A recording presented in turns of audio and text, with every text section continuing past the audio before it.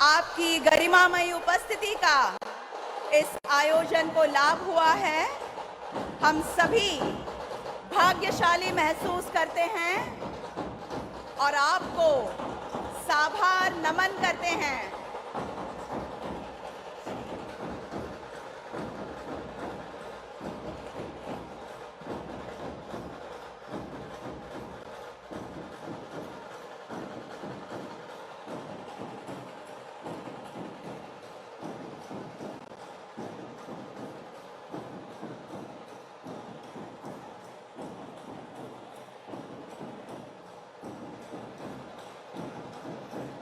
ढोल ताशा लेझिमच्या गजरामध्ये भारताचे पंतप्रधान माननीय श्रीयुत नरेंद्र मोदीजी यांचं स्वागत होत आहे।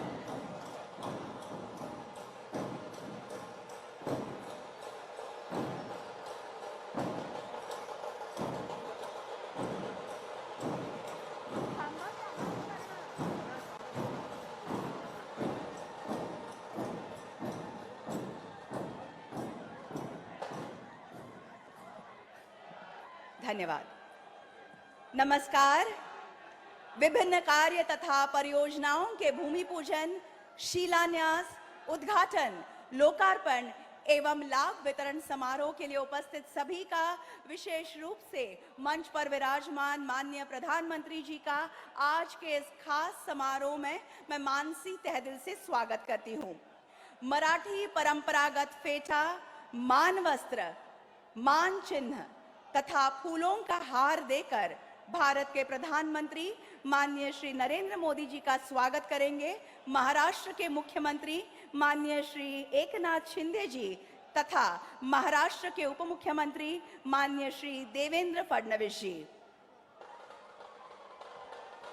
मान वस्त्र,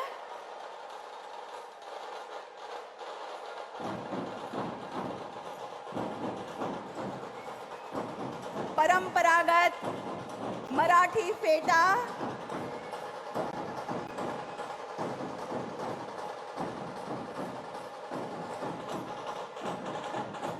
मानवस्त्र, छत्रपती शिवाजी महाराजांचा हा पुतळा,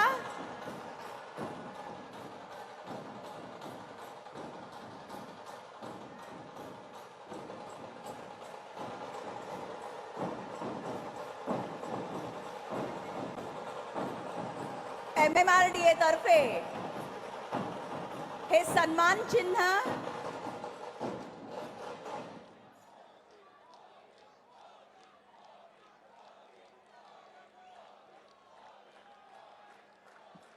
बृहन्मुंबई नगर निगम की ओर से और एक मान चिन्ह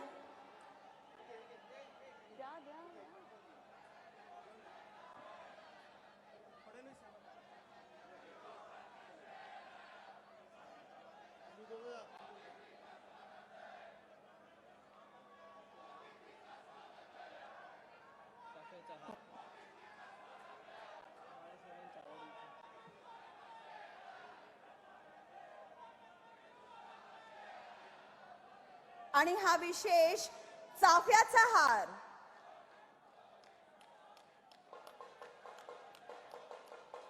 ये पुष्प का हार स्वीकार करे ये विनती है।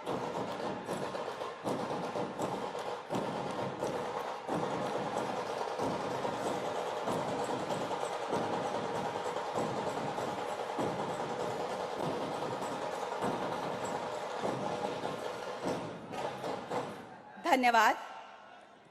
और अब महाराष्ट्र के उप मुख्यमंत्री माननीय श्री देवेंद्र फडणवीस जी से मैं स्वागत संबोधन हेतु अनुरोध करती हूं।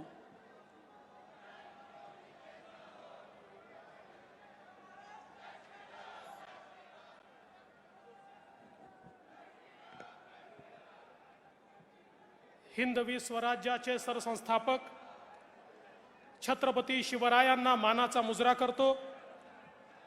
भारतीय राज्यघटनेचे शिल्पकार भारतरत्न डॉक्टर बाबासाहेब आंबेडकर यांना मानवंदना अर्पित करतो। जे लोक खुर्चीवर उभे आहेत त्यांनी खुर्चीवर बसावं अशी त्यांना विनंती करतो। आज के हमारे इस कार्यक्रम में हमारे बीच उपस्थित अखिल विश्व के सबसे लोकप्रिय नेता, हम सबके नेता आदरणीय नरेंद्र मोदी जी, महाराष्ट्र के माननीय राज्यपाल जी, महाराष्ट्र के लोकप्रिय जनप्रिय मुख्यमंत्री जो अभी अभी डावोस से 1,55,000 करोड़ के एमओयू करके आए हैं, ऐसे हमारे एकनाथ शिंदे जी, मंच पर उपस्थित हमारे सभी केंद्रीय मंत्रीगण, राज्य के मंत्रीगण, सभी सांसद, हमारे महाराष्ट्र के अध्यक्ष जी, मुंबई के अध्यक्ष जी, मंचासीन सभी महानुभाव और यहां विराट संख्या में उपस्थित सभी बहनों और भाइयों, मैं सबसे पहले आप सब लोगों की ओर से हमारे आदरणीय प्रधानमंत्री जी का बहुत बहुत स्वागत करता हूं। महाराष्ट्र आणि मुंबईच्या वतीनं आदरणीय मोदीजींचं या ठिकाणी मी स्वागत करतो। प्रधानमंत्री जी, आप तो हर जगह लोकप्रिय है, लेकिन मैं दावे के साथ कहता हूं कि लोकप्रियता की कोई कंपटीशन होगी तो आपकी लोकप्रियता में नंबर 1 पर मुंबई होगा। ये मैं आपको दावे के साथ कहता हूं, इतना प्रेम मुंबई करो का आपके ऊपर है। और मुझे याद है 2019 में आपने यहां से ही कहा था कि 5 साल की डबल इंजन सरकार ने महाराष्ट्र को बदला है और फिर एक बार डबल इंजन की सरकार लाई है। आपके शब्द पर विश्वास रख के महाराष्ट्र की जनता ने डबल इंजन की सरकार लाई, लेकिन कुछ लोगों ने बेईमानी की, इसलिए 2.5 साल जनता के मन की सरकार नहीं बन पाई। लेकिन बाला साहब ठाकरे जी के सच्चे अनुयायी एकनाथ शिंदे जी ने हिम्मत की और आपके आशीर्वाद से फिर एक बार महाराष्ट्र में महाराष्ट्र के जन जन के मन की सरकार यहां पर तैयार हुई और फिर एक बार महाराष्ट्र विकास की दृष्टि से जोरों से भागने लगा। आज कई कार्यक्रमों का उद्घाटन, भूमि पूजन हम करने वाले हैं, लेकिन इसमें सबसे महत्वपूर्ण अगर कोई चीज होगी तो प्रधानमंत्री स्वनिधि का कार्यक्रम। राजनीति कैसी होती है? कोविड के समय प्रधानमंत्री जी ने रेहड़ी पटरी वाले, फुटपाथ दुकानदार, हाथ ठेले वाले, पान ठेले वाले, सभी का विचार करके उनके लिए स्वनिधि की रचना की। लेकिन महाराष्ट्र की सरकार ने तत्कालीन मुख्यमंत्री जी की अध्यक्षता में एक बैठक हुई और उस बैठक में निर्णय हुआ कि ये जो गरीबों को पैसे मिलने वाले हैं, इस योजना को स्थगित किया जाता है, इसको लागू नहीं किया जाएगा। और महाराष्ट्र के जो गरीब लोग थे, फुटपाथ दुकानदार थे, फेरी वाले थे, उनको रोक दिया गया। लेकिन वापस सरकार आने के बाद यहां पर हमने हमारे केंद्रीय राज्य मंत्री जी के नेतृत्व में एक बैठक की और उस बैठक में हमने यह तय किया कि मुंबई में 1 लाख रेहड़ी पटरी वालों को, फुटपाथ दुकानदारों को, फेरी वालों को हम लोग स्वनिधि का फायदा देंगे। और आज मुझे बताते हुए बहुत हर्ष होता है कि 1 लाख का आंकड़ा पार करके 1,15,000 तक हम लोग पहुंचे हैं। हे जे छोटे छोटे फेरी वाले आहे, फुटपाथ दुकानदार आहे, या सगळ्यांना आज या ठिकाणी स्वनिधीचा पैसा मिळतोय आणि जसा मुंबईत मिळतोय तसा आता इतर ठिकाणी देखील हा या ठिकाणी मिळणार आहे। आज माननीय पंतप्रधानांच्या हस्ते हे काम आपण करतोय। मुझे इस बात की बहुत खुशी है प्रधानमंत्री जी, शायद आप अकेले ऐसे प्रधानमंत्री होंगे कि जिन्होंने जिन जिन योजनाओं का भूमि पूजन किया उन योजनाओं के उद्घाटन को भी आप ही उपस्थित है। आज ये जो मेट्रो का उद्घाटन हो रहा है 35 किलोमीटर 35 किलोमीटर मेट्रो 7 मेट्रो 2 है, इसका भूमि पूजन भी आपने किया था और उद्घाटन भी आप कर रहे हैं। ये नया कल्चर इस भारत में और महाराष्ट्र में आपके कारण आया है। मैं इसलिए आपका आभार व्यक्त करता हूं।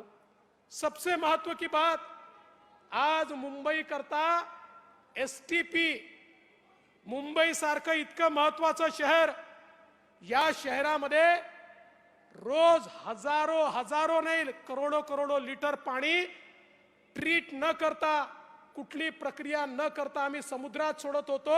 हा समुद्राचा वास, समुद्राची घाण ही त्याच्यामुळे होती। 20-20, 25-25 वर्ष मुंबई महानगरपालिकेवर ज्यांनी राज्य केलं त्यांनी केवळ डिपॉझिट, फिक्स डिपॉझिट केले, स्वतःची घरं भरली, पण मुंबईकरांना त्या ठिकाणी शुद्ध पाणी देण्याचा कधी प्रयत्न केला नाही।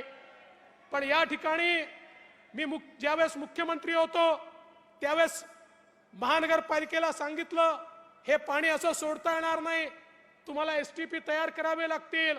महानगरपालिकेने सांगितलं एसटीपी तर आम्ही तयार करू, पण एसटीपी कुठल्या नॉर्म्सनी तयार करायचे हेच आम्हाला माहिती नाही। मैं आदरणीय प्रधानमंत्री मोदी जी की सरकार के पास गया और मैंने निवेदन किया कि समुद्र में अगर डिस्चार्ज करना है तो कौन से लेवल का पानी चाहिए, इसके डिस्चार्ज नाम तैयार करने पड़ेंगे। और 1 साल के भीतर भीतर मोदी जी की सरकार ने डिस्चार्ज नॉर्म तैयार करके मुंबई महानगर पालिका को दिए कि अब देखिए ये सारे नॉर्म्स तैयार है, अब गंदा पानी मत छोड़िए। लेकिन साहब उसके बाद भी 3 साल तक मुंबई महानगर पालिका ये काम इसलिए नहीं कर पाई, करने वाले नहीं थे ऐसा नहीं था, करने वाले थे, लेकिन इनका उनसे जम नहीं रहा था। काय जमत नव्हतं माहिती है ना, हाँ वो जम नहीं रहा था और इसलिए हिस्सेदारी नहीं मिली, इसलिए उसको नहीं किया गया। लेकिन हमारी सरकार आने के बाद हमारे शिंदे जी के नेतृत्व में हमने उसको गति दी और गति के साथ उसको पूरा करने का काम अभी हो रहा है। आज उसका शिलान्यास माननीय मोदी जी के हाथों से हो रहा है और ये केवल और केवल मोदी जी आपकी सरकार के कारण संभव हुआ है, इसलिए मैं आपका बहुत आभार व्यक्त करता हूं। साथ साथ 6000 करोड़ के रास्ते, किसी ने प्रश्न पूछा कंक्रीट के रोड क्यों बनाते हो, वो इसलिए बना रहे कि 4 साल पहले जब हमने मुंबई के रास्तों का परीक्षण किया था तो ध्यान में आया कि इन रास्तों में नीचे की लेयर ही गायब है। इस प्रकार का भ्रष्टाचार, हर साल वही रास्ते। अब हमने तय किया नहीं, ऐसे रास्ते बनाएंगे 40 साल एक गड्ढा भी उस रास्ते पर नहीं पड़ेगा। और मुख्यमंत्री जी ने निर्णय लिया, उसका भी शिलान्यास आज प्रधानमंत्री जी कर रहे हैं, 3 हॉस्पिटल का शिलान्यास कर रहे हैं। और प्रधानमंत्री जी मैं आपका आभार व्यक्त करता हूं। मुंबई की पहचान क्या है? मुंबई का छत्रपति शिवाजी महाराज हमारा जो स्टेशन है, मध्य रेलवे का जो स्टेशन है, वो मुंबई की पहचान है। और मुंबई की इस पहचान को पुनर्परिभाषित करने के लिए उसके विकास का आपने कार्यक्रम हाथ में लिया और एक बहुत ही सुंदर, बहुत ही आइकॉनिक इस प्रकार का सीएसटी रेलवे स्टेशन फिर एक बार मोदी जी के नेतृत्व में हमको मिल रहा है और उसका भी भूमि पूजन आज हो रहा है। मैं उसके लिए भी आपका आभार व्यक्त करता हूं। मैं आपको इतना ही आश्वस्त करना चाहता हूं, मुंबई की जनता आपको सुनना चाहती है, आपका आशीर्वाद चाहती है। आपके आशीर्वाद से हमने धारावी का भी टेंडर मंजूर कर लिया है। 1 लाख लोगों को, घरों को पुनर्वसित करने का दुनिया का सबसे बड़ा प्रोजेक्ट है और केवल आपने रेलवे की लैंड दी, इसलिए ये कार्यक्रम हम कर पा रहे हैं। जल्दी ही उसके भी भूमि पूजन के लिए आपको हम बुलाएंगे और प्रधानमंत्री जी उसमें आपका बहुत आशीर्वाद हमको लगेगा, उसके लिए भी आपको हम निमंत्रित करेंगे। मैं इससे ज्यादा समय नहीं लूंगा। मैं फिर एक बार आदरणीय प्रधानमंत्री जी का मुंबई की जनता की ओर से, महाराष्ट्र की सरकार की ओर से बहुत बहुत स्वागत करता हूं और अपने शब्दों को विराम देता हूं। जय हिंद, जय महाराष्ट्र। धन्यवाद डीसीएम सर। और अब महाराष्ट्र के मुख्यमंत्री माननीय श्री एकनाथ शिंदे जी से मैं प्रार्थना करती हूं कि आज के इस बेहद खुशी तथा अहम अवसर पर वे उपस्थित सभी को संबोधित करें।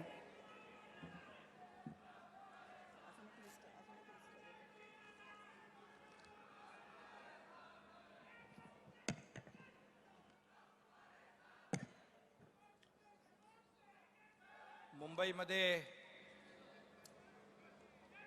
विविध उपक्रमांचं भूमिपूजन आणि लोकार्पण करण्यासाठी आज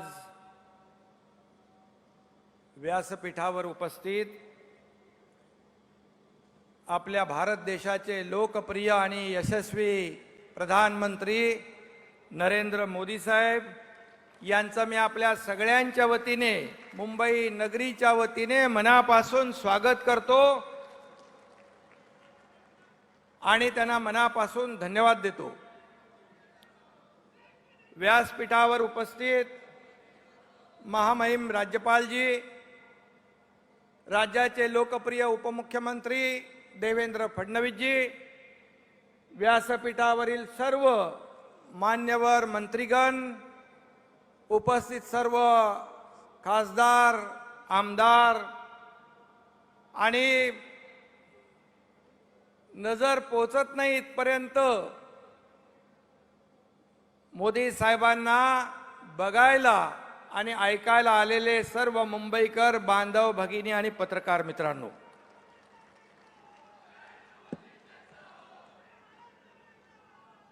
महाविकास आघाडी सरकारच्या काळात महाराष्ट्राचा विकास किती झाला ते आपल्याला माहीत आहे आणि अगदी ठप्प झालेल्या कामांना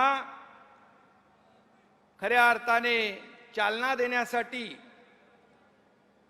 आणि जो काही लोकोपयोगी योजनांचा खऱ्या अर्थाने श्वास गुदमरला होता, त्यातून या राज्याची आणि जनतेची, मुंबईकरांची सुटका करण्याची संधी आम्हाला मिळाली। ते केवळ आदरणीय मोदी साहेबांसारख्या धाडसी नेत्यामुळे आणि नेतृत्वामुळे। मैं जब भी मोदी जी को देखता हूं, जब भी उनसे मिलता हूं, मेरे मन में एक पवित्र भाव पैदा होता है। उनके व्यक्तित्व में कुछ खास है जो हमें विश्वास और ऊर्जा देता है। मुंबईकरांचं जगणं सुसह्य करण्याची सुरुवात खऱ्या अर्थाने आज झालेली आहे आणि येत्या 2-2.5 वर्षामध्ये या मुंबईचा कायापालट आपल्याला पाहायला मिळेल।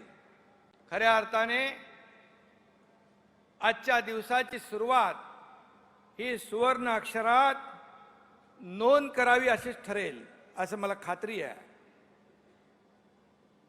अक्टूबर 2015 में आदरणीय प्रधानमंत्री नरेंद्र मोदी जी ने इसी मेट्रो का भूमि पूजन किया था जब मुख्यमंत्री देवेंद्र जी थे, और आज उन्हीं के हाथों से इस सेवा का लोकार्पण हो रहा है। यह बहुत ही बड़ा दैवी योग है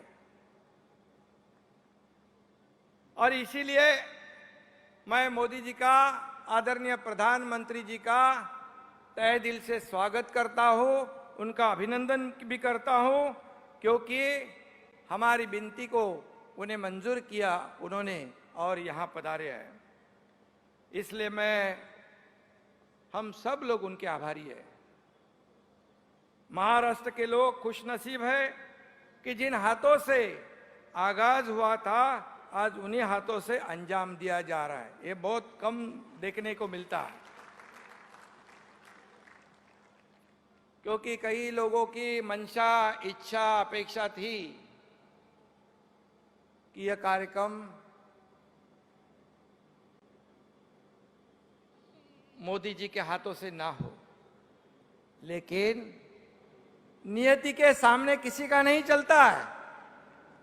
और ये आज जो आप लोग देख रहे हो, हमारी मंशा थी, हमारी इच्छा थी, हमारी अपेक्षा थी, इस महाराष्ट्र की जनता की अपेक्षा थी, मुंबई वासियों की अपेक्षा थी, जो ये मुंबई के लिए जो हम लोग यहाँ पर जो विकास के प्रकल्प ला रहे, उसका भूमि पूजन और लोकार्पण देश के प्रधानमंत्री जी के हाथों से हो। और आज यही गेल्या वर्षीच्या डिसेंबरमध्ये म्हणजे वर्षाच्या समारोपामध्ये देशातल्या गेम चेंजर हिंदुहृदय सम्राट बाळासाहेब ठाकरे समृद्धी महामार्ग नागपूर मुंबईचा शुभारंभ मोदी साहेबांच्या शुभ हस्ते झाला। आणि आता नव्या वर्षाची सुरुवात जी आहे, आपण मुंबईकरांसाठी मोठे प्रकल्प आणि मेट्रो आपण सुरू करतो आहोत।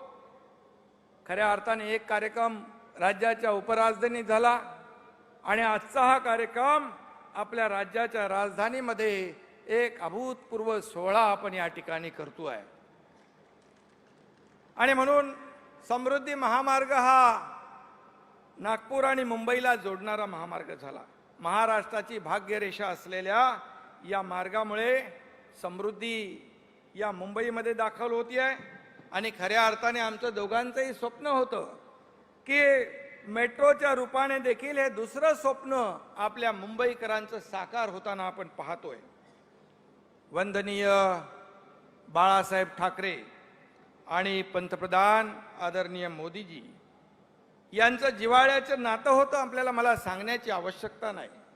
हिंदुत्व आणि हिंदुत्वाचा अभिमान हा या दोघांच्याही विचारांचा समान धागा होता।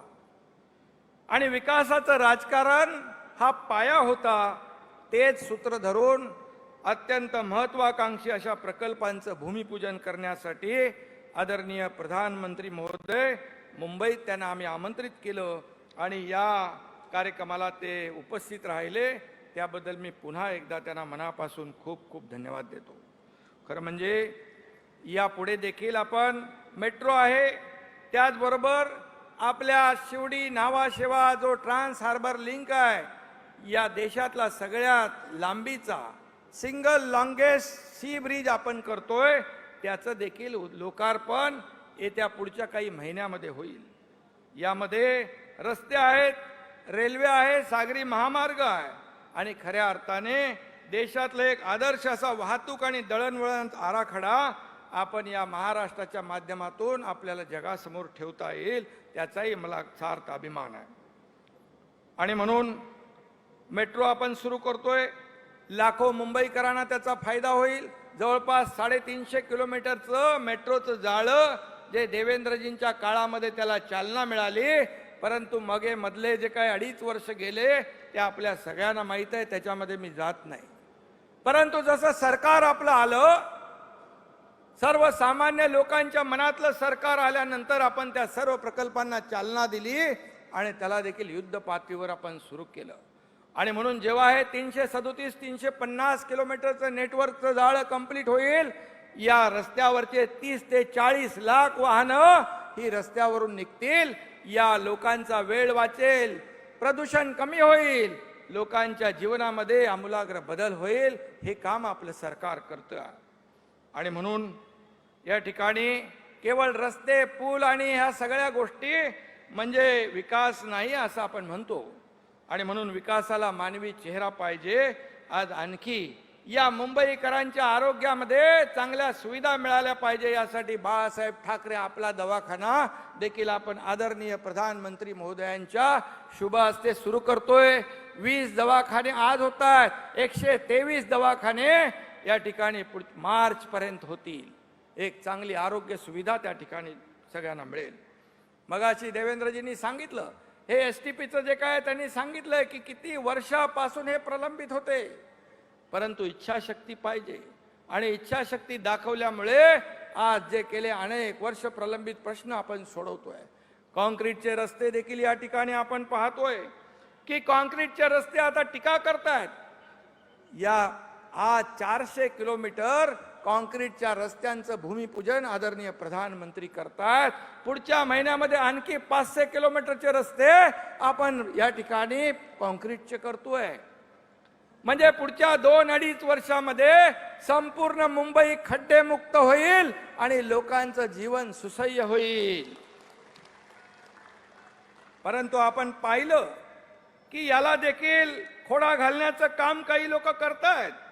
त्यांना त्यांचं काम करू द्या, आपण आपलं काम करू, एवढंच मी या प्रसंगी सांगतो. आणि दरवर्षी जे खड्ड्याचा प्रवास, लोकांचे अनेक खड्ड्यांमुळे गेलेले बळी आणि दरवर्षी जे खड्ड्यामध्ये जाणारा मुंबईकरांचा पैसा वाचवण्याचं काम आम्ही या कॉन्क्रीटच्या माध्यमातून करतोय. कारण खऱ्या अर्थाने आता डांबराच्या रस्त्यामध्ये दुरुस्तीचे पैसे वाचतील 20-25 वर्ष. परंतु हे कुणाला, सगळ्यांना नको आहे, लोकांना हवं आहे. परंतु काही लोकांना नको आहे, कारण 25-30-40 वर्ष या रस्त्याला खड्डा पडणार नाही, निष्पाप लोकांचे बळी जाणार नाहीत, लोकांचा खड्ड्यातला प्रवास मुक्त होईल. आणि म्हणून डांबरीकरणाच्या नावाखाली काळं पांढरं करणाऱ्या लोकांची दुकानं यामुळे बंद होतील. हे दुःख आहे. बरोबर आहे ना? आणि म्हणून मी एवढंच सांगेन की सरकार आदरणीय मोदी साहेबांच्या मार्गदर्शनाखाली आम्ही काम करतोय. फक्त 6 महिन्यामध्ये या सरकारने घेतलेले निर्णय जर आपण पाहिले तर पेट्रोल डिझेलचे दर कमी करणे असेल, स्वतंत्र दिव्यांग मंत्रालय असेल, ज्येष्ठ नागरिकांना एसटी मध्ये मोफत प्रवास असेल, दिवाळीमध्ये 100 रुपयात फक्त दिवाळीचा उत्सव साजरा करायला ते पदार्थ शिधा असेल, त्याचबरोबर ग्रामीण भागातील नागरिकांसाठी सुविधा असतील, संपन्न कुटुंब मिशन असेल, 4 कोटी महिलांच्या आरोग्याची तपासणी असेल, त्याचबरोबर शेतकऱ्यांना 50,000 रुपये प्रोत्साहनपर रक्कम असेल, त्याचबरोबर ज्या शेतकऱ्यांचं नुकसान अतिवृष्टीत झालं त्यांना एनडीआरएफचे नॉर्म्स पेक्षा दुप्पट मदत मोबदला नुकसान भरपाई देण्याचा निर्णय असेल, असे कितीतरी निर्णय आपल्या सरकारने घेतले. आणि म्हणून मी या ठिकाणी आपल्याला सगळ्यांना आदरणीय प्रधानमंत्री महोदयांना ऐकायचं आहे. आणि म्हणून मी एवढंच सांगतो की हे सर्व जे आपण करतोय त्यामुळे सगळ्यांच्या पोटदुखी उठली आहे, मळमळ सुरू झाली आहे, पायाखालची वाळू सरकली आहे, छातीत धडकी भरली आहे. जर 6 महिन्यात हे सरकार एवढं काम करू शकतं तर पुढच्या 2 वर्षात काय होईल? आणि म्हणून याचा सगळ्यांना त्रास होतो आहे. आणि म्हणून आपण आपलं काम करत राहूया, त्यांना टीका करू द्या, टीकेला उत्तर आम्ही कामाने देऊ. जेवढी टीका कराल त्याच्या 10 पट आम्ही काम करू. मी एवढंच सांगतो की मी परवा दावोसला गेलो होतो आणि दावोसमध्ये गेल्यानंतर पाहिलं आपल्या देशाच्या बद्दल, आदरणीय प्रधानमंत्री महोदयांच्या बद्दल दावोसमध्ये विविध देशातले लोक आले होते, विविध राज्यातून आले होते, देशभरातून जगभरातून लोक आले होते. मला अनेक लोक भेटले, अनेक प्रधानमंत्री होते, अध्यक्ष होते, काही मंत्री होते.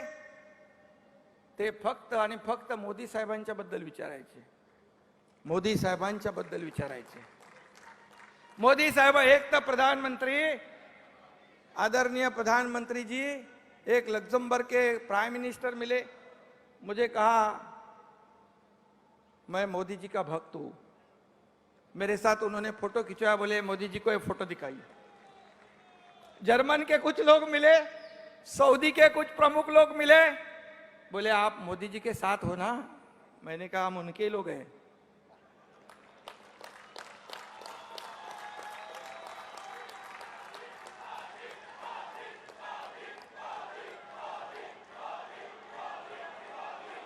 और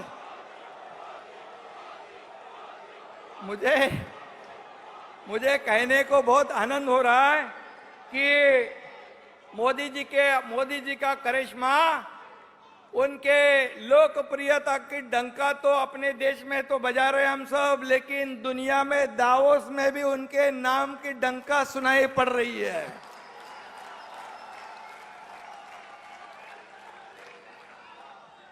यह हमारा गौरव है।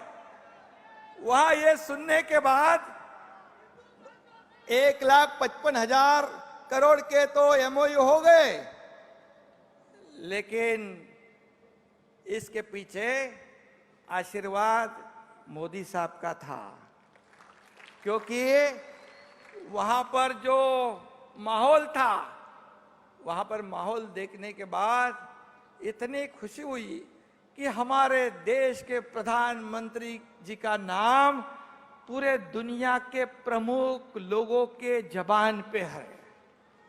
ये बहुत बड़ा हमारे लिए गौरव है। और ये क्यों हुआ? क्योंकि G20 की प्रेसिडेंटशिप भी हमारे भारत देश को मिली। ये भी हमारे लिए गौरव है, गौरव की बात है। और ये क्यों मौका मिला?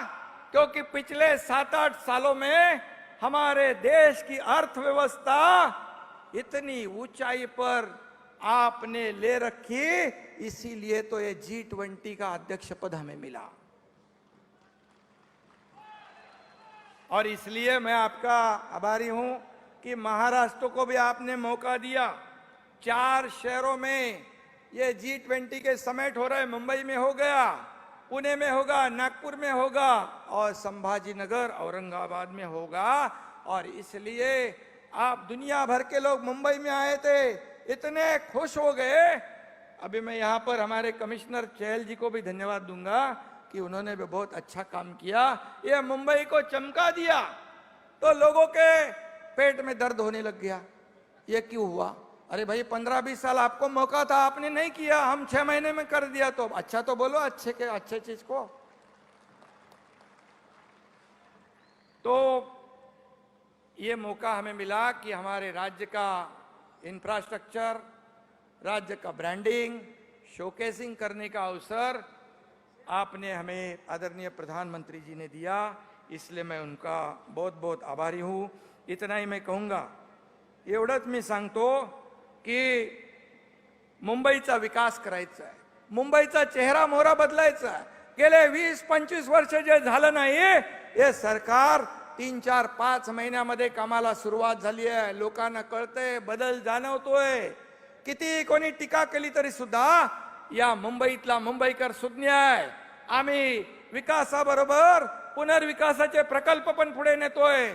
त्यामध्ये जे थांबलेले प्रकल्प आहेत, मग ते सेस असेल, डीसेस, नॉन सेस, डीसेसच्या बिल्डिंग असतील, आणखी काही इमारती असतील, त्याचा पुनर्विकासाचा मार्ग देखील आम्ही मोकळा करतोय। आणि मुंबईच्या बाहेर गेलेला मुंबईकर पुन्हा मुंबईमध्ये आणण्याचा आमचा प्रयत्न आहे। एवढंही मी या ठिकाणी सांगू इच्छितो। आणि म्हणून एवढंच मी सांगतो की पुढील 3 वर्षात मुंबईचा संपूर्ण कायापालट करण्याचा निर्धार आपल्या सरकारने केला आहे। केंद्र सरकारचं भक्कम पाठबळ मोदी साहेबांच्या रूपाने आपल्या सोबत आहे। केंद्रात आणि राज्यात आपलं सरकार आहे। येणाऱ्या काही दिवसांमध्ये महापालिकेच्या निवडणुका पण होतील, तेव्हा विकासाचं हे डबल इंजिन ट्रिपल इंजिन मध्ये त्याचं रूपांतर होईल। एवढंच मी या प्रसंगी सांगतो। मोदी जी, आदरणीय प्रधानमंत्री जी, आपका आशीर्वाद हमारे साथ रहा है। ही आशीर्वाद तो मुंबई विकास की रफ्तार गति शक्ति जैसी तेज होगी और अगले 2 सालों में मुंबई और महाराष्ट्र को नई पहचान हम दिलाने की कोशिश करेंगे, दिलाएंगे। आणि म्हणूनच आपण सर्वांनी मिळून आदरणीय प्रधानमंत्री महोदयांच्या मार्गदर्शनाखाली नवा महाराष्ट्र घडवण्याचा निर्धार करूया। धन्यवाद। जय हिंद, जय महाराष्ट्र।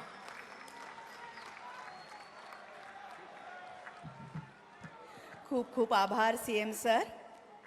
देवी और सज्जनों, दहिसर पूर्व से D N Nagar Mumbai metro rail line 2A तथा अंधेरी पूर्व से दहीसर पूर्व मुंबई मेट्रो लाइन 7 के दूसरे चरण का लोकार्पण करने हेतु रिमोट का बटन दबाकर ई पट्टिकाओं का अनावरण करने की विनती मैं माननीय प्रधानमंत्री जी से करती हूँ। साथ ही इसके बारे में एक फिल्म चलाई जाएगी। मैं आपका ध्यान स्क्रीन की तरफ भी आकर्षित करूंगी।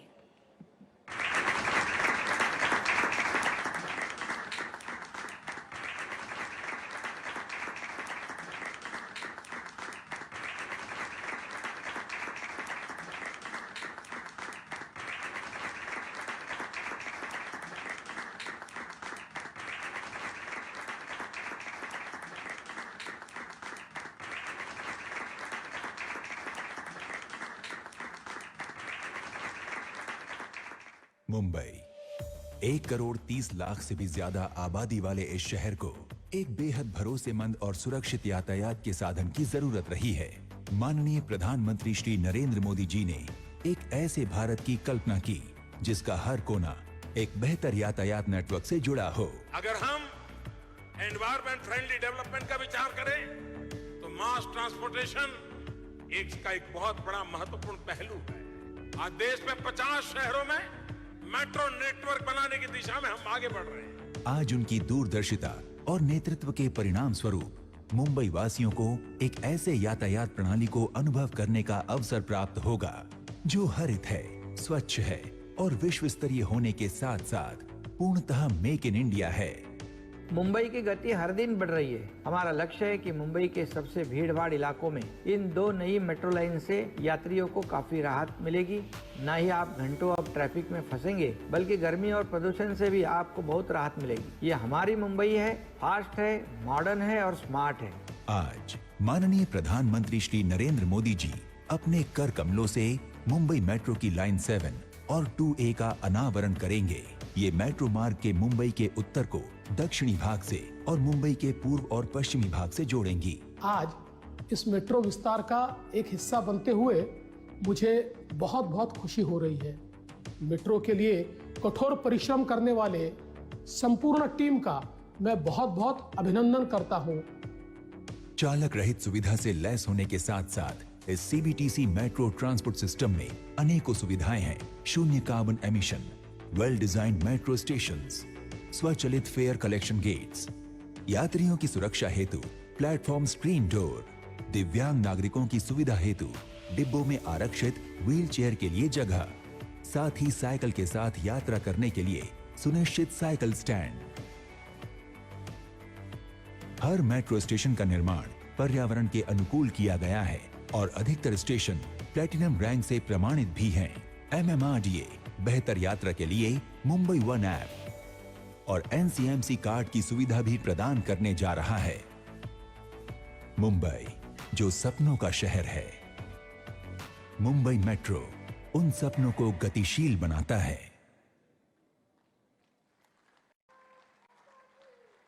और अब बृहन मुंबई नगर निगम की हिंदू हृदय सम्राट बाला साहिब ठाकरे आपला दवाखाना परियोजना के तहत 20 क्लिनिक्स का उद्घाटन, साथ ही गोरेगांव, ओशिवरा तथा भांडुप स्थित नगर निगम अस्पतालों के पुनर्विकास का भूमि पूजन करने हेतु रिमोट का बटन दबाकर ई पट्टिकाओं का अनावरण करें।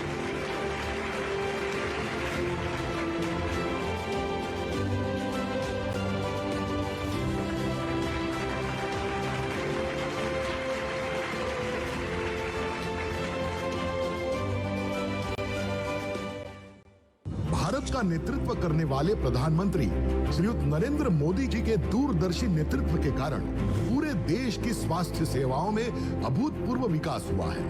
देश में एम्स अस्पतालों की संख्या 2014 के बाद 7 से बढ़कर अब 22 हो गई है और मेडिकल कॉलेजों की संख्या 387 से बढ़कर 648 हो गई है। प्रधानमंत्री जन आरोग्य योजना, जन औषधि केंद्र जैसी पहल हर नागरिक की स्वास्थ्य देखभाल की आवश्यकताओं को पूरा कर रही है और डबल इंजन सरकार की तेज रफ्तार के साथ ये सभी योजनाएं महाराष्ट्र के लोगों के लिए बड़े पैमाने पर लाभकारी साबित हो रही है। राष्ट्र की सेवा के लिए अथक परिश्रम करने वाले प्रधानमंत्री श्री नरेंद्र मोदी जी के काम करने के तरीके को महाराष्ट्र के माननीय मुख्यमंत्री श्री एकनाथ शिंदे जी और माननीय उपमुख्यमंत्री श्री देवेंद्र फडणवीस जी ने भी अपनाया है।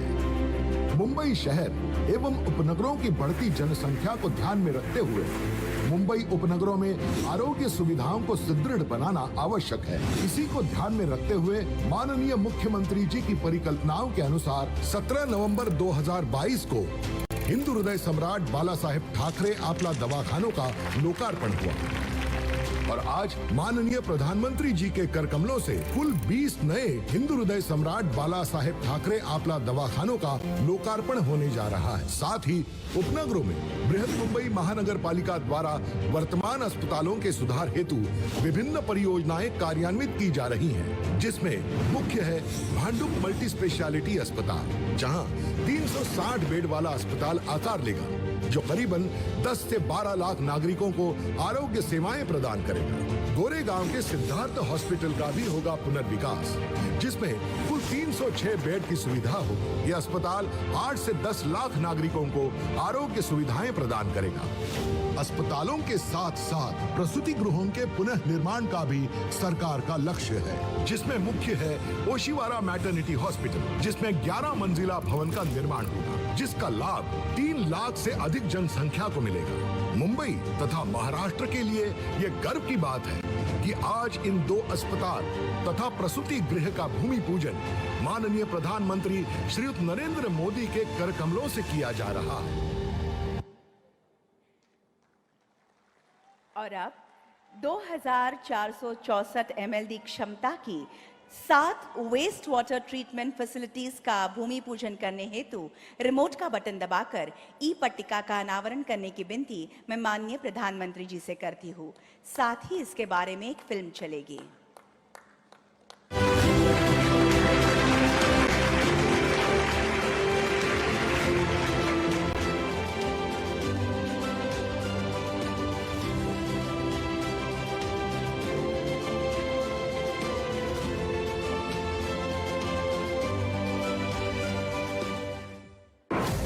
देश के माननीय प्रधानमंत्री श्रीयुत नरेंद्र मोदी जी की कार्यशैली, स्वच्छता एवं जन आरोग्य के प्रति उनके द्वारा साकार हुए विभिन्न प्रकल्पों की वजह से विश्व के नक्शे में भारत का नाम गर्व से उभर आया है। हमारी कोई भी नदी या वाटर बॉडी बाहरी कारकों से प्रदूषित न हो, इसके लिए हमें हर राज्य में वेस्ट मैनेजमेंट और सीवेज ट्रीटमेंट का नेटवर्क बनाना होगा।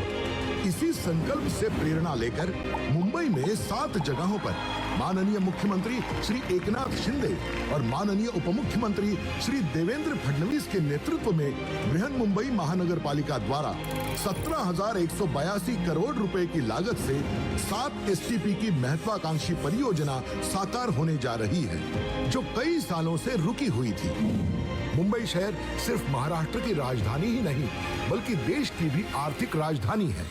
मुंबई की 1.5 करोड़ की वर्तमान जनसंख्या प्रतिदिन बढ़ती जा रही है, जिसके कारण मुंबई में प्रतिदिन लाखों लीटर सीवेज उत्पन्न होता है। वर्तमान में इस सीवेज को पुरानी प्रक्रिया के मुताबिक खाड़ी या समुद्र में छोड़ दिया जाता है। वर्तमान सीवेज यंत्रों को कार्यान्वित रखते हुए यहाँ पर अत्याधुनिक सीवेज प्लांट की स्थापना करना स्वयं एक चुनौतीपूर्ण कार्य है।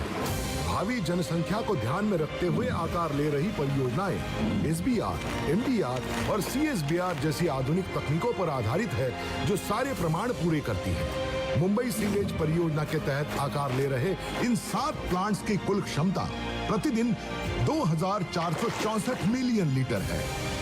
इन प्लांट्स के द्वारा शहर के दूषित जल को 3 चरणों में शुद्ध किया जाएगा और 50% पानी को तीसरे चरण में प्रक्रिया कर उसे पीने के अलावा अन्य उद्देश्यों के लिए इस्तेमाल किया जाएगा। इस प्रक्रिया में उत्पादित बायोगैस से ऊर्जा उत्पन्न होगी। ये सभी महत्वाकांक्षी परियोजनाएं पर्यावरण का संतुलन बनाए रखने में और मुंबई के समुद्र तटों को साफ रखने में मदद करेगी। वैकल्पिक रूप से ये नागरिकों के जल जीवन और स्वास्थ्य में सुधार करने में मदद करेगा। और अब 6,079 करोड़ रुपए मूल्य की सड़कों का कंक्रीटीकरण का भूमि पूजन करने हेतु रिमोट का बटन दबाकर ई पट्टिका का अनावरण करने की विनती मैं माननीय प्रधानमंत्री जी से करती हूँ। इसके साथ ही इसके बारे में एक फिल्म चलाई जाएगी।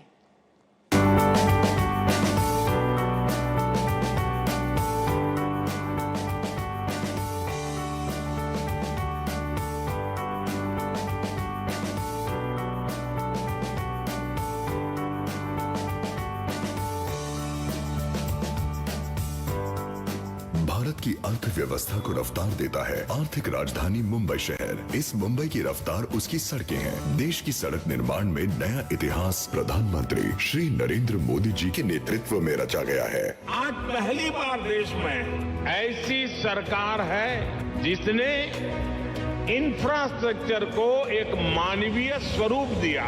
इंफ्रास्ट्रक्चर का एक ऐसा ह्यूमन टच जो आज हर किसी के जीवन को स्पर्श कर रहा है। ऐसे दूरदर्शी माननीय प्रधानमंत्री श्री नरेंद्र मोदी जी के कर कमलों से आज मुंबई में 6,079 करोड़ रुपए की लागत से 397 किलोमीटर लंबाई की सड़कों का कंक्रीटीकरण का काम शुरू होने जा रहा है। मुंबई में 2050 किलोमीटर लंबी सड़कें हैं, जिनमें से 990 किलोमीटर लंबी सड़कों का कंक्रीटीकरण अब तक हुआ है और 265 किलोमीटर लंबी सड़कों का कंक्रीटीकरण काम चल रहा है। लेकिन बची हुई 850 किलोमीटर सड़कें भारी यातायात, हर साल मूसलाधार बारिश से होने वाले जल भराव और उससे बनने वाले गड्ढों की समस्या से जूझती है और यातायात में अवरोध पैदा होता है। विषय की गंभीरता को समझते हुए महाराष्ट्र के माननीय मुख्यमंत्री श्री एकनाथ शिंदे जी और माननीय उप मुख्यमंत्री श्री देवेंद्र फडणवीस जी की सरकार ने ठोस कदम उठाए हैं। मुंबई में सड़क कंक्रीटीकरण को अब रफ्तार दी गई है।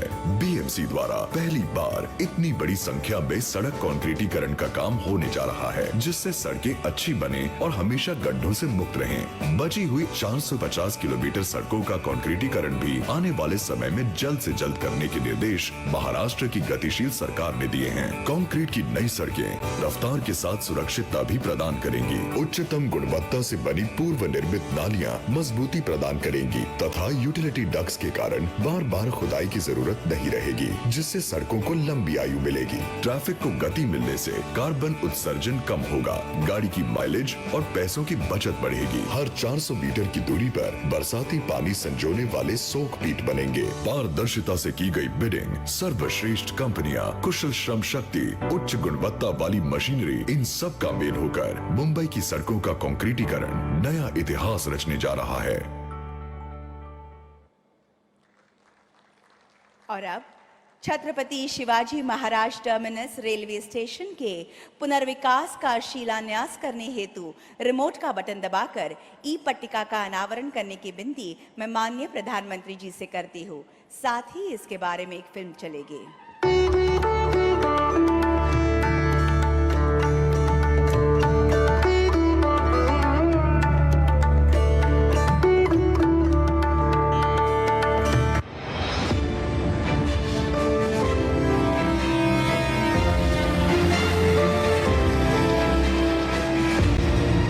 छत्रपति शिवाजी महाराज टर्मिनस है पूरे विश्व की एक अद्भुत ऐतिहासिक धरोहर, क्योंकि ये है दुनिया का एकमात्र रेलवे स्टेशन जिसे अपने अनोखे आर्किटेक्चर के कारण यूनेस्को वर्ल्ड हेरिटेज साइट का गौरव प्राप्त है। 16 अप्रैल 1853 को देश की पहली ट्रेन यहीं से अपनी यात्रा पर निकली थी। इस स्टेशन से प्रतिदिन लाखों यात्री अपने सफर पर निकलते हैं। 1200 से ज्यादा लोकल ट्रेनों और लंबी दूरी की लगभग 100 ट्रेनों का इस टर्मिनल से आगमन और प्रस्थान होता है। मौजूदा क्षमता पर लगातार बढ़ते दबाव और भविष्य की जरूरतों को देखते हुए ये आवश्यक था कि पैसेंजर लोड व्यवस्थित हो, रेल ट्रैफिक सुगम हो और समय के अनुरूप बेहतर कनेक्टिविटी और आधुनिक सुविधाओं से ये स्टेशन लैस हो। प्रधानमंत्री नरेंद्र मोदी जी के विजन के साथ लगातार आधुनिक होते रेलवे के तीव्र सफर में जुड़ रहा है एक नया अध्याय। प्रधानमंत्री जी के द्वारा ही हो रहा है Chhatrapati Shivaji Maharaj terminus railway station के पुनर्विकास प्रोजेक्ट का शिलान्यास। देश में कनेक्टिविटी इंफ्रास्ट्रक्चर के विकास के लिए अप्रोच में बहुत बड़ा बदलाव आया है। रेल, मेट्रो और बसों की सुविधा एक दूसरे से जोड़ी जा रही है। अब कनेक्टिविटी का एक संपूर्ण सिस्टम तैयार किया जा रहा है, यानी यातायात के अलग अलग माध्यम एक दूसरे से भी कनेक्ट हो, ये सुनिश्चित किया जा रहा है। 1800 करोड़ रुपए से अधिक की लागत से छत्रपति शिवाजी महाराज टर्मिनस को आधुनिक स्वरूप दिया जाएगा। इस स्टेशन का हेरिटेज रेस्टोरेशन किया जाएगा, यानी विरासत भी और विकास भी। स्टेशन में मौजूदा साउथ हेरिटेज क्षेत्र को डीकंजेस्ट करने के लिए 2 नए, एक लोकल और एक लॉन्ग डिस्टेंस के लिए यात्री सुविधा क्षेत्र बनेंगे, जिससे यात्रियों और ट्रेनों दोनों की आवाजाही हो सकेगी और बेहतर।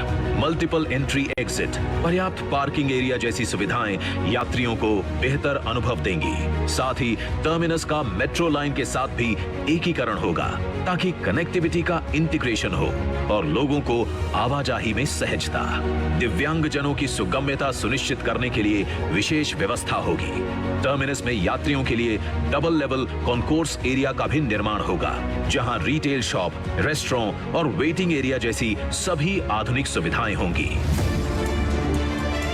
नए भारत के आधुनिक रेलवे की दिशा में ये रीडेवलपमेंट प्रोजेक्ट है एक अहम कदम, जिससे अमृत काल में ऐतिहासिक छत्रपति शिवाजी महाराज टर्मिनस बनेगा अत्याधुनिक, भव्य और वर्ल्ड क्लास।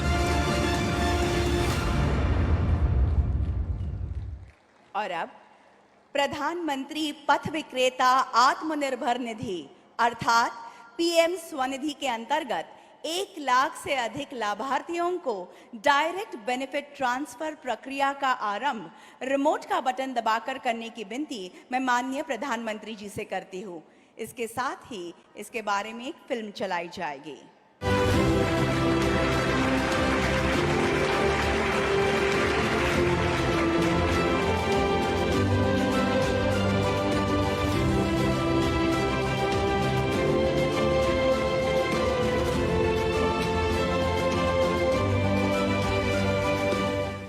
मुंबई ऐसा शहर जहां मेहनत करने वाले हर इंसान को जिंदगी संवारने का मौका जरूर मिलता है। इनमें सबसे बड़ी संख्या में होते हैं रेडी पटरी वाले, यानी कि स्ट्रीट वेंडर्स। रास्तों पर ठेले लगाकर सामान, सब्जी बेचकर ये अपना गुजारा करते हैं। लेकिन साल 2020 में सारी दुनिया में कोविड-19 कोरोना की महामारी फैल गई और इसका सीधा असर इन फेरी वाले भाइयों पर भी पड़ा। महामारी के दौरान हजारों लोग अपना रोजगार गंवा बैठे। ऐसे में फेरी वालों का गुजारा होना मुश्किल बन गया। तब ऐसे लोगों की सहायता के लिए माननीय प्रधानमंत्री श्री नरेंद्र मोदी जी ने जून 2020 में पीएम स्वनिधि योजना की घोषणा की।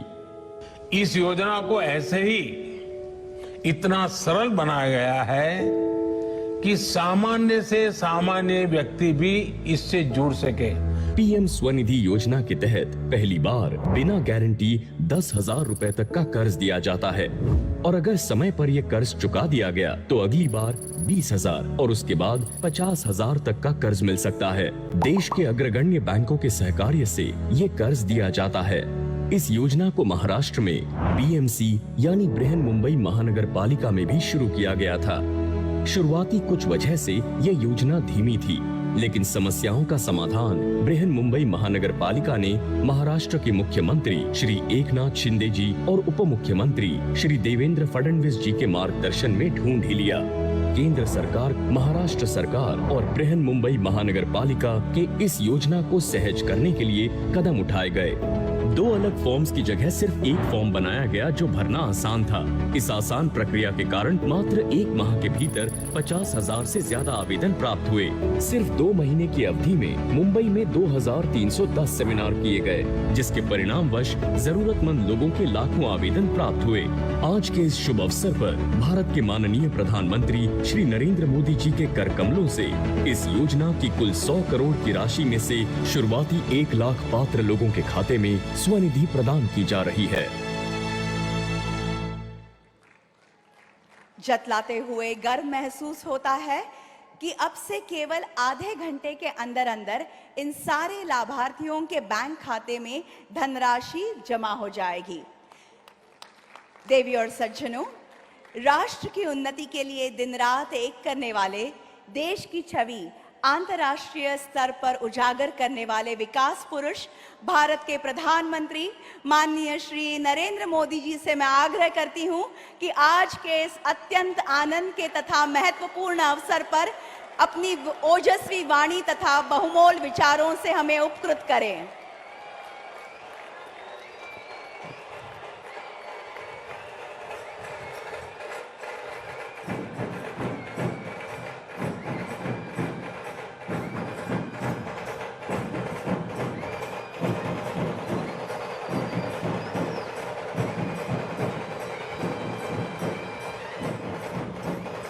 भारत माता की, भारत माता की।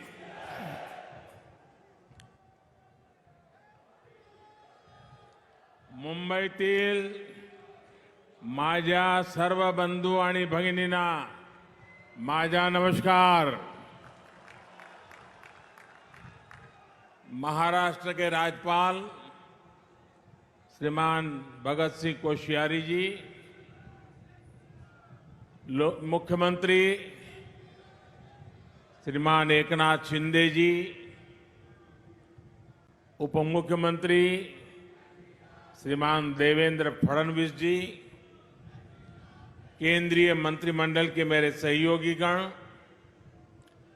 विधानसभा स्पीकर श्री राहुल नार्वेकर जी, महाराष्ट्र सरकार के सभी अन्य मंत्रीगण, सांसद और विधायकगण और विशाल संख्या में पधारे आए हुए मेरे प्यारे भाई और बहनों, आज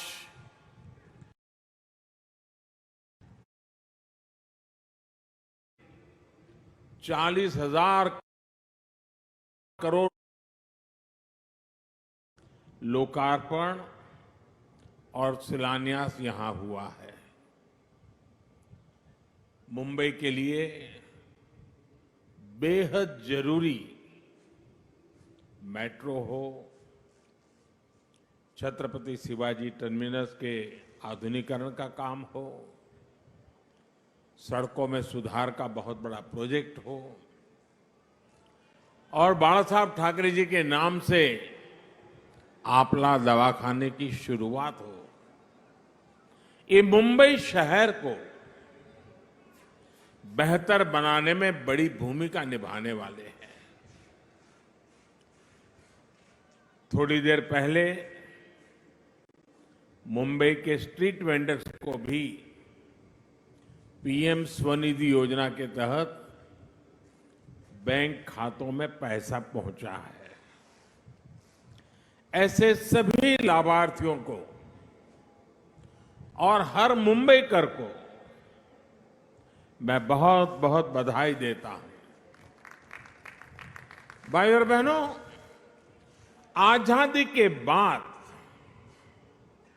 पहली बार आज भारत बड़े सपने देखने और उन सपनों को पूरा करने का साहस कर रहा है।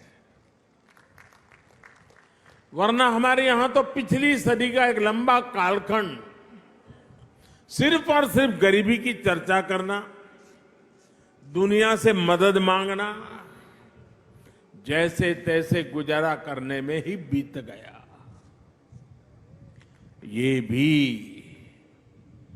आजाद भारत के इतिहास में पहली बार हो रहा है जब दुनिया को भी भारत के बड़े बड़े संकल्पों पर भरोसा है। इसलिए आजादी के अमृत काल में विकसित भारत के निर्माण की जितनी उत्सुकता भारतीयों को है, उतना ही आशावाद दुनिया में भी दिख रहा है। और अभी शिंदे जी दावोस का अपना अनुभव वर्णन कर रहे थे। ये सब जगह पे यही अनुभव आ रहा है। भारत को लेकर दुनिया में इतनी पॉजिटिविटी इसलिए है क्योंकि आज सबको लगता है कि भारत अपने सामर्थ्य का बहुत ही उत्तम तरीके से सदुपयोग कर रहा है। आज हर किसी को लग रहा है कि भारत वो कर रहा है जो तेज विकास के लिए, समृद्धि के लिए बहुत आवश्यक है। आज भारत अभूतपूर्व आत्मविश्वास से भरा हुआ है। छत्रपति शिवाजी महाराज की प्रेरणा से स्वराज और सुराज की भावना आज के हिंदुस्तान में डबल इंजन सरकार में प्रबल रूप से प्रकट होती है। भाई और बहनों, हमने वो समय देखा है जब गरीब के कल्याण के पैसे घोटालों की भेंट चढ़ जाते थे। टैक्स पेयर से मिले टैक्स को लेकर संवेदनशीलता का नामो निशान नहीं था। इसका नुकसान करोड़ों करोड़ों देशवासियों को उठाना पड़ा। बीते 8 वर्षों में हमने इस अप्रोच को बदला है। आज भारत फ्यूचरिस्टिक सोच और मॉडर्न अप्रोच के साथ अपने फिजिकल और सोशल इंफ्रास्ट्रक्चर पर खर्च कर रहा है। आज देश में एक तरफ घर, टॉयलेट, बिजली, पानी, कुकिंग गैस, मुफ्त इलाज, medical college, AIIMS, IIT, IIM जैसी सुविधाओं का तेज गति से निर्माण हो रहा है। वहीं दूसरी तरफ आधुनिक कनेक्टिविटी पर भी उतना ही जोर है। जिस प्रकार के आधुनिक इंफ्रास्ट्रक्चर की कभी कल्पना होती थी, आज वैसा इंफ्रास्ट्रक्चर देश में बन रहा है। यानी देश में आज की जरूरत और भविष्य में समृद्धि की संभावनाओं दोनों पर एक साथ काम चल रहा है।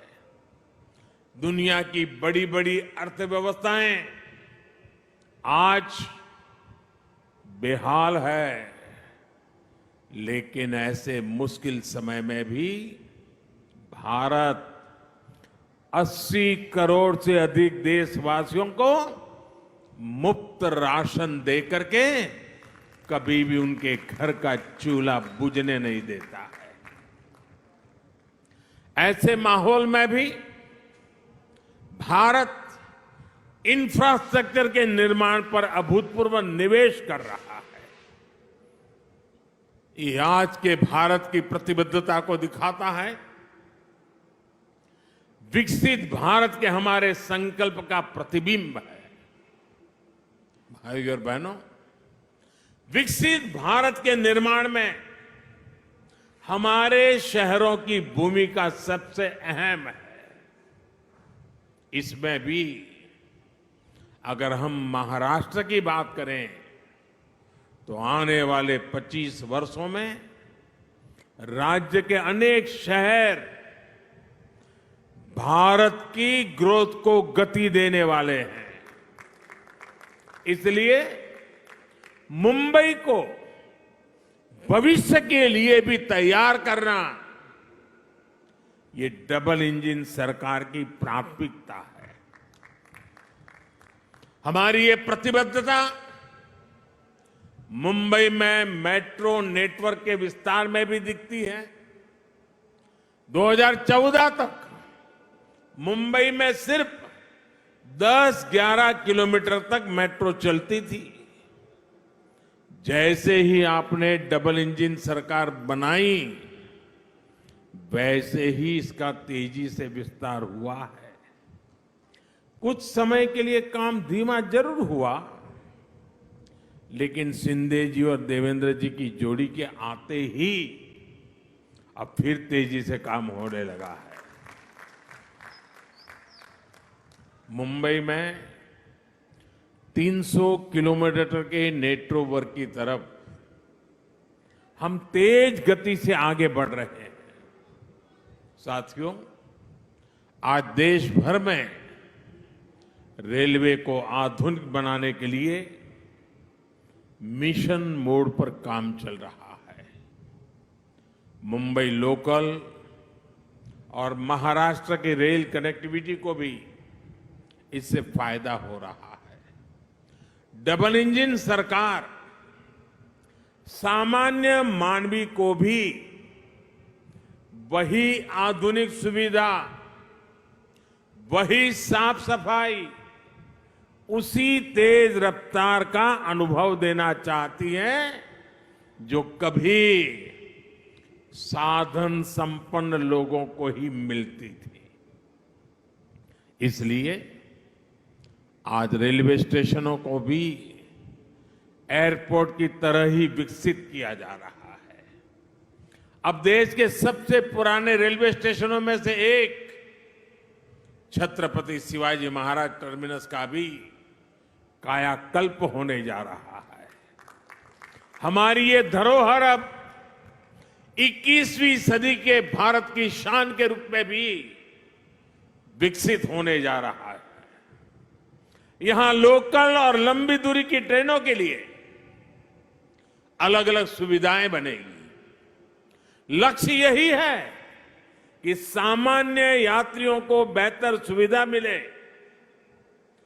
काम के लिए आना जाना आसान हो। ये स्टेशन सिर्फ रेलवे की सुविधाओं तक सीमित नहीं रहेगा, बल्कि ये मल्टी मॉडल कनेक्टिविटी का भी हब होगा। यानी कि बस हो, मेट्रो हो, टैक्सी हो, ऑटो हो, यातायात के हर साधन यहां एक ही छत के नीचे कनेक्टेड होंगे। इससे यात्रियों को एक सीमलेस कनेक्टिविटी मिलेगी। यही मल्टी मॉडल कनेक्टिविटी है जिसे हम देश के हर शहर में विकसित करने जा रहे हैं। साथियों, आधुनिक होती मुंबई लोकल मेट्रो का व्यापक नेटवर्क, दूसरे शहरों से वंदे भारत और बुलेट ट्रेन से तेज आधुनिक कनेक्टिविटी आने वाले कुछ वर्षों में मुंबई का कायाकल्प होने जा रहा है। गरीब मजदूर से लेकर कर्मचारी, दुकानदार और बड़े बड़े बिजनेस संभालने वाले सबके लिए यहां रहना सुविधाजनक होगा। यहां तक कि आसपास के जिलों से भी मुंबई आना जाना भी सुलभ होने वाला है। कोस्टल रोड हो, इंदु मिल स्मारक हो, नवी मुंबई का एयरपोर्ट हो, ट्रांस हार्बर लिंक हो, ऐसे अनेक प्रोजेक्ट्स मुंबई को नई ताकत दे रहे हैं। धारावी पुनर्विकास, पुरानी चाल का विकास, सब कुछ अब ट्रैक पर आ रहा है और मैं इसके लिए शिंदे जी और देवेंद्र जी को बधाई देता हूं। मुंबई की सड़कों को सुधारने के लिए भी आज बहुत बड़े स्तर पर जो काम शुरू हुआ है, ये भी डबल इंजन सरकार की प्रतिबद्धता को दिखाता है। भाइयों और बहनों, आज हम देश के शहरों के कंप्लीट ट्रांसफॉर्मेशन पर काम कर रहे हैं। प्रदूषण से लेकर स्वच्छता तक शहरों की हर समस्या का समाधान ढूंढा जा रहा है। इसलिए हम इलेक्ट्रिक मोबिलिटी पर इतना बल दे रहे हैं, इसके लिए इंफ्रास्ट्रक्चर तैयार कर रहे हैं। बायोफ्यूल आधारित ट्रांसपोर्ट सिस्टम हम तेजी से लाना चाहते हैं। हाइड्रोजन फ्यूल से जुड़े ट्रांसपोर्ट सिस्टम के लिए भी देश में मिशन मोड पर काम चल रहा है। यही नहीं, हमारे शहरों में कूड़े की, वेस्ट की जो समस्या है, उसे भी हम नई टेक्नोलॉजी से दूर करने के लिए एक के बाद एक कदम उठा रहे हैं। वेस्ट टू वेल्थ का बहुत बड़ा अभियान देश में चल रहा है। नदियों में गंदा पानी ना मिले, इसके लिए वाटर ट्रीटमेंट प्लांट लगाए जा रहे हैं। साथियों, शहरों के विकास के लिए देश के पास सामर्थ्य की और राजनीति की इच्छा शक्ति की किसी भी चीज की कमी नहीं है। लेकिन हमें एक बात और समझनी होगी। मुंबई जैसे शहर में प्रोजेक्ट को तब तक तेजी से नहीं उतारा जा सकता जब तक स्थानीय निकाय की प्राथमिकता भी तेज विकास की ना हो। जब राज्य में विकास के लिए समर्पित सरकार होती है, जब शहरों में सुशासन के लिए समर्पित शासन होता है, तभी ये काम तेजी से जमीन पर उतर पाते हैं। इसलिए मुंबई के विकास में स्थानीय निकाय की भूमिका बहुत बड़ी है। मुंबई के विकास के लिए बजट की कोई कमी नहीं है। बस मुंबई के हक का पैसा सही जगह पे लगना चाहिए। अगर वो भ्रष्टाचार में लगेगा, पैसा बैंकों की तिजोरी में बंद पड़ा रहेगा, विकास के काम को रोकने की प्रवृत्ति होगी, तो फिर मुंबई का भविष्य उज्जवल कैसे होगा? मुंबई के लोग, यहां के सामान्य जन परेशानियां झेलते रहे, ये शहर विकास के लिए तरसता रहे। ये स्थिति 21वीं सदी के भारत में कभी भी स्वीकार्य नहीं हो सकती है और शिवाजी महाराज के महाराष्ट्र में तो कभी नहीं हो सकती है।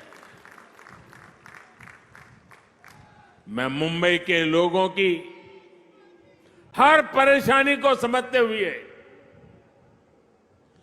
बहुत बड़ी जिम्मेवारी के साथ इस बात को रख रहा हूं। भाजपा की सरकार हो, एनडीए की सरकार हो, कभी विकास के आगे राजनीति को नहीं आने देती। विकास हमारे लिए सबसे बड़ी प्राथमिकता है। अपने राजनीतिक स्वार्थ की सिद्धि के लिए भाजपा और एनडीए की सरकारें कभी विकास के कार्यों पर ब्रेक नहीं लगाती। लेकिन हमने पहले के समय मुंबई में ऐसा होते बार बार देखा है। पीएम स्वनिधि योजना भी इसका एक उदाहरण है।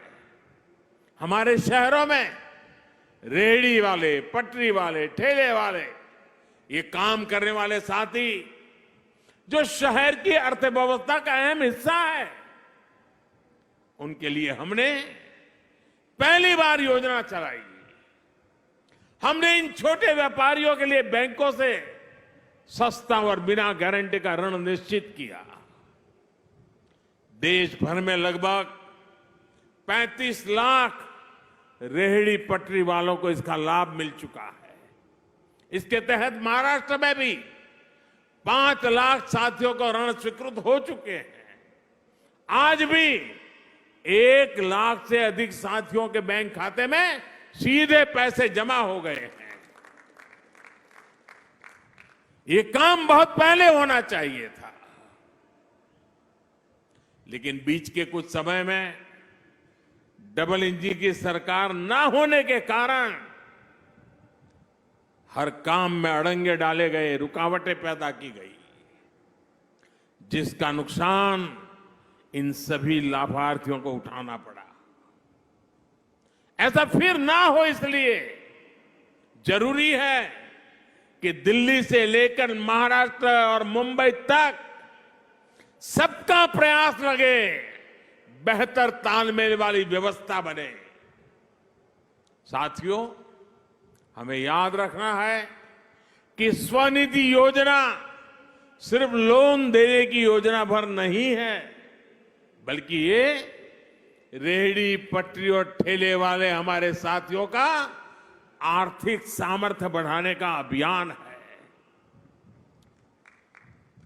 ये स्वनिधि स्वाभिमान की जड़ी बूटी है।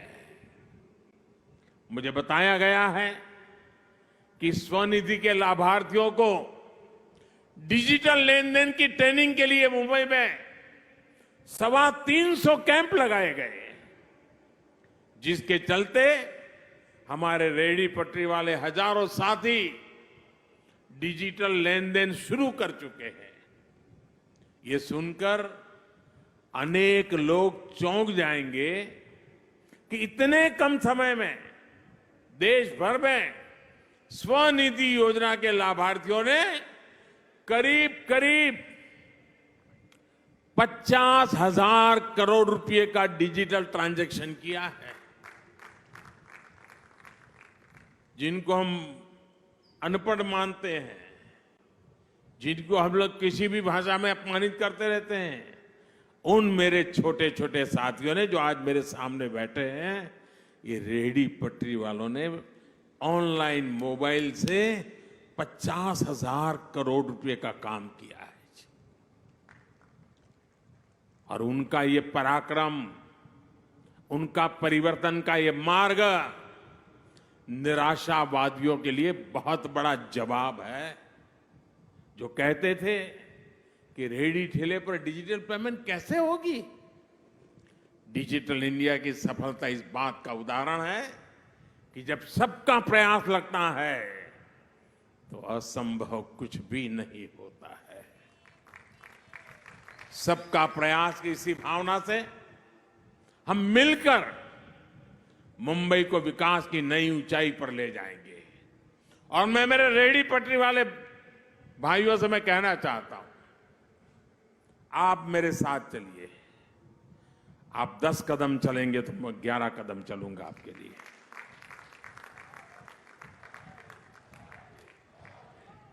मैं ये इसलिए कह रहा हूं कि हमारे रेहड़ी पटरी वाले भाई बहन साहूकार के पास पैसे ब्याज लेने के लिए जाते थे। दिन भर व्यापार करने के लिए उसको 1,000 रुपए की जरूरत है, वो देने से पहले ही 100 काट लेता था, 900 देता था। और शाम को जाकर के अगर 1,000 वापिस नहीं लौटाए तो उसको दूसरे दिन पैसे नहीं मिलते थे। और कभी अगर अपना माल नहीं बिका, 1,000 रुपया नहीं दे पाया तो ब्याज बढ़ जाता था। रात को बच्चे भूखे सोते थे। इन सब मुसीबतों से आपको बचाने के लिए स्वनिधि योजना है। और साथियों, जितना ज्यादा आप डिजिटल उपयोग करोगे, थोक में लेने जाओगे, उसको भी डिजिटल पेमेंट करो। जहां पर बेचते हो वहां भी लोगों को कहो भाई डिजिटल पेमेंट करो, तो स्थिति ये आएगी कि आपको ब्याज का एक नया पैसा नहीं लगेगा। आप कल्पना कर सकते हैं कि आपके कितने पैसे बचेंगे। आपके बच्चों की शिक्षा के लिए, आपके बच्चों के भविष्य के लिए कितना बड़ा काम होने वाला है। इसलिए मैं कहता हूं साथियों, मैं आपके साथ खड़ा हूं। आप 10 कदम चले, मैं 11 चलने के लिए तैयार हूं, वादा करने आया हूं। आपके उज्जवल भविष्य के लिए मैं आज आपसे आंख में आंख मिला करके ये वादा करने मुंबई की धरती पे आया हूं साथियों। और मुझे भरोसा है कि इन छोटे छोटे लोगों के पुरुषार्थ और परिश्रम से देश नई ऊंचाइयों को पार करके रहेगा।